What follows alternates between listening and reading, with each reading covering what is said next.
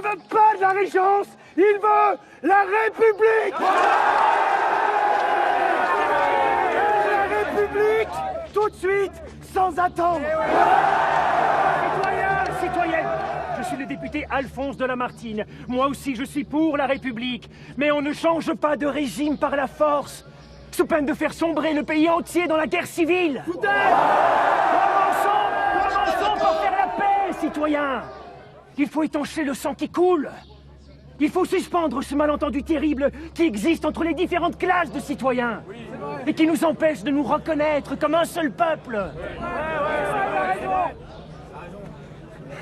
Si vous voulez la paix, il faut commencer par reconnaître la victoire du peuple. Citoyens,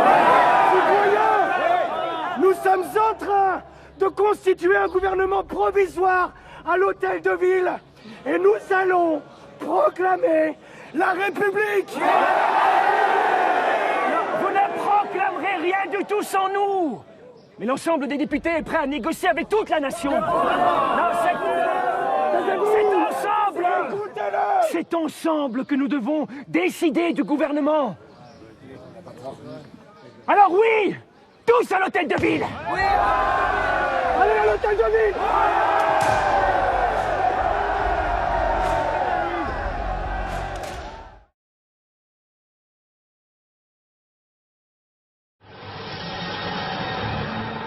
Cette deuxième république ne durera que 4 ans, mais elle va prendre des décisions majeures qui sont encore la base de notre système politique.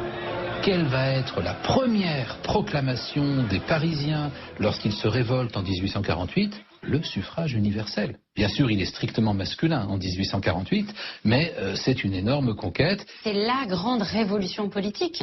Il y en a d'autres. Il y a la suppression de la peine de mort en matière politique, le rétablissement de la liberté totale de la presse et d'expression. Tout cela fait que se fonde un régime radicalement nouveau. Et c'est aussi cette république qui abolit définitivement l'esclavage sous l'action du secrétaire d'État aux colonies, Victor Schœlcher. Nulle terre française ne peut plus porter d'esclaves.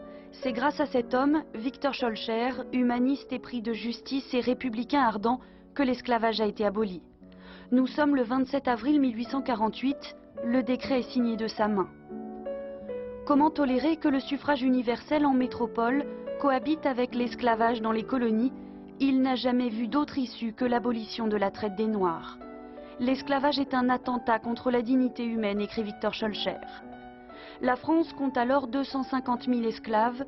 Dans les plantations de canne à sucre, leur espérance de vie ne dépasse pas 5 à 6 ans après leur arrivée, un système qui a duré 4 siècles. En 1848, la toute jeune Deuxième République nomme un sous-secrétaire d'État aux colonies. Victor Schœlcher met en application son rêve de 20 ans et abolit l'esclavage en promettant aux colons des compensations financières. Depuis, la République lui a offert son panthéon où repose sa dépouille. Aux Antilles, Victor Schœlcher est un héros. École et bibliothèque portent son nom. Une mythologie populaire est née autour de son personnage.